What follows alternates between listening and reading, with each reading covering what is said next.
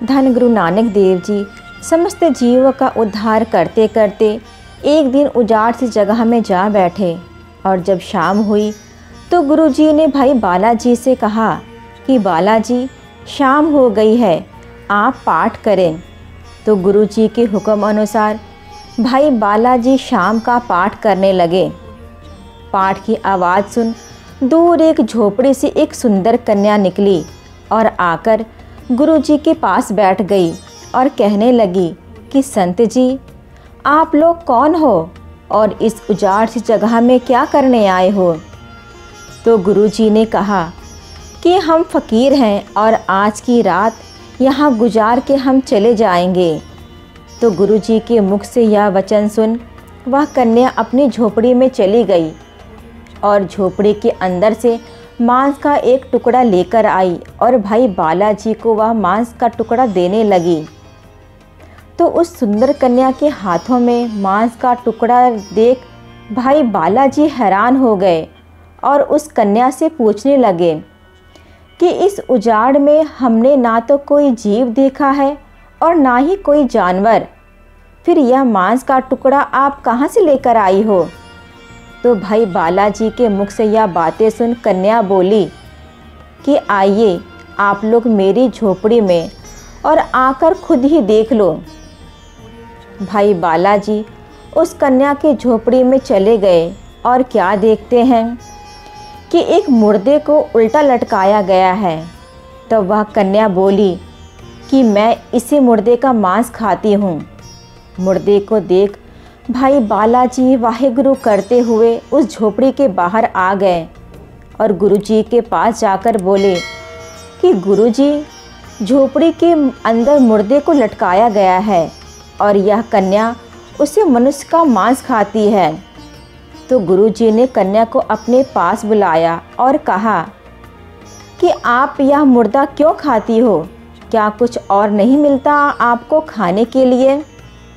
तो कन्या बोली कि आपको इससे क्या, आप मेरा पर्दा जाहिर क्यों करते हो? तो भाई बालाजी बोले कि हम लोग संत हैं और संतों से कैसा पर्दा? तो कन्या बोली, यह जो मुर्दा है यह मेरा पिता है।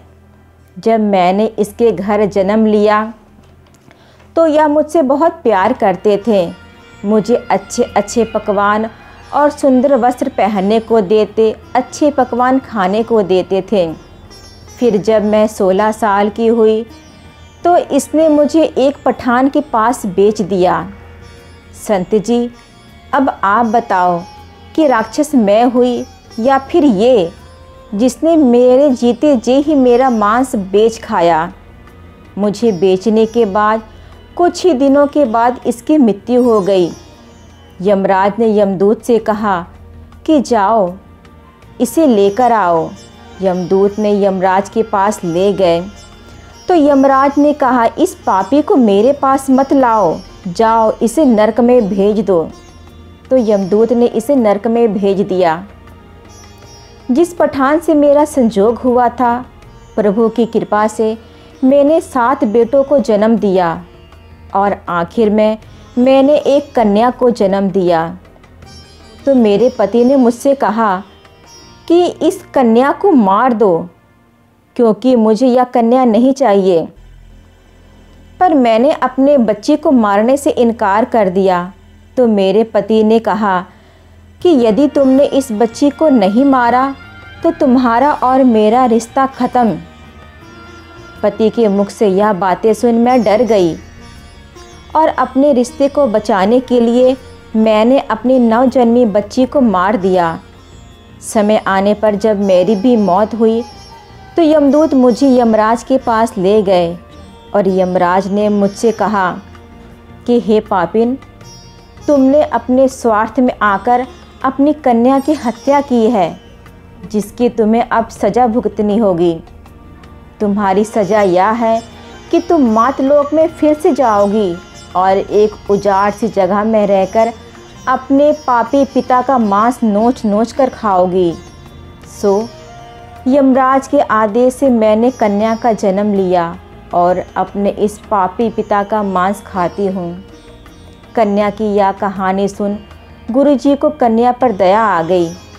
कन्या ने गुरुजी से अपने पापों की माफ़ी मांगी तो गुरुजी झोपड़ी में जाकर कन्या के सिर पर हाथ रखकर वाहेगुरु कहा तो परमात्मा की कृपा से उस कन्या का पाप माफ़ हो गया।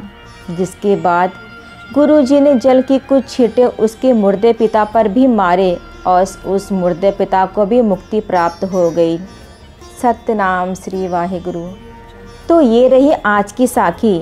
आज की साखी आपको कैसी लगी कमेंट बॉक्स में लिख कर ज़रूर बताइएगा। और अभी तक आपने मेरे चैनल को सब्सक्राइब नहीं किया है तो ज़रूर कर ले और वीडियो को लाइक और शेयर करना ना भूलें। धन्यवाद।